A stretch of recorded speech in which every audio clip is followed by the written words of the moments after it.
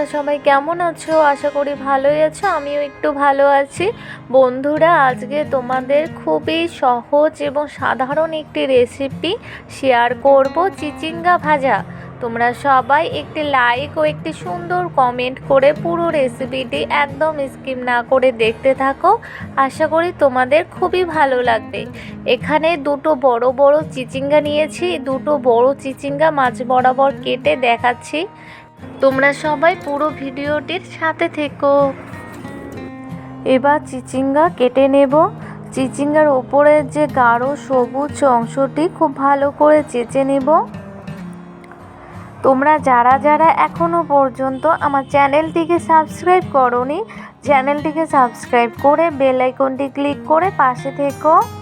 আর চিচিঙ্গা খেতে কার কার ভালো লাগে অবশ্যই কমেন্টে জানাতে ভুলবে না।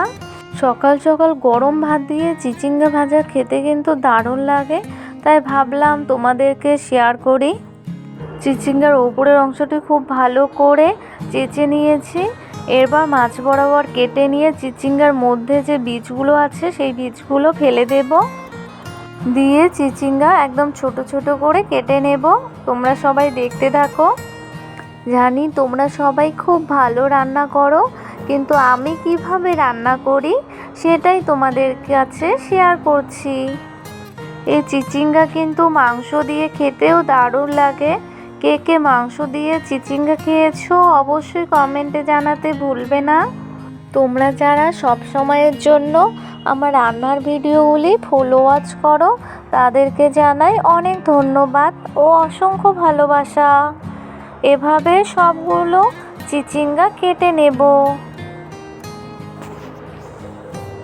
চিচিঙ্গা কেটে নিয়ে জল দিয়ে একদম পরিষ্কার করে ধুয়ে নিয়েছি।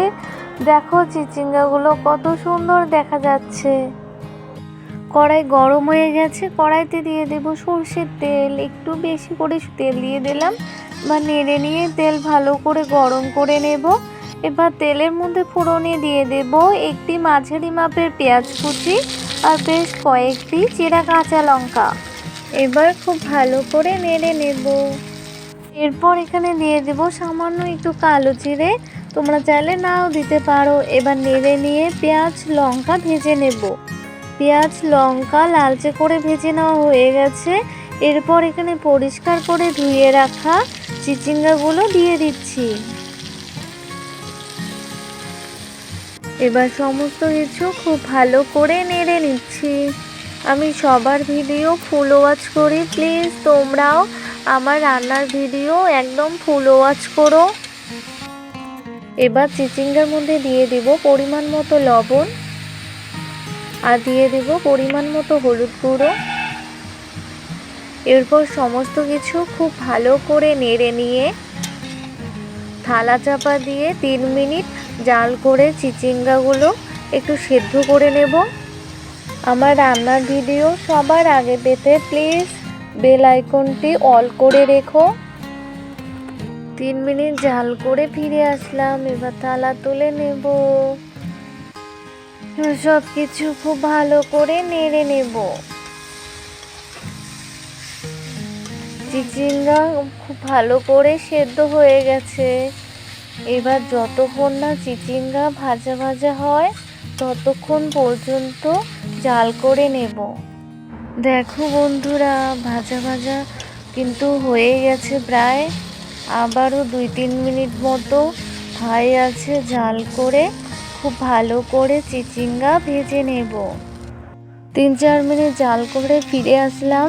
আমার চিচিঙ্গা ভাজা একদম রেডি। তোমরা দেখেই বুঝতে পারছো। এই চিচিঙ্গা ভাজা গরম ভাত দিয়ে খেতে খুবই ভালো লাগে।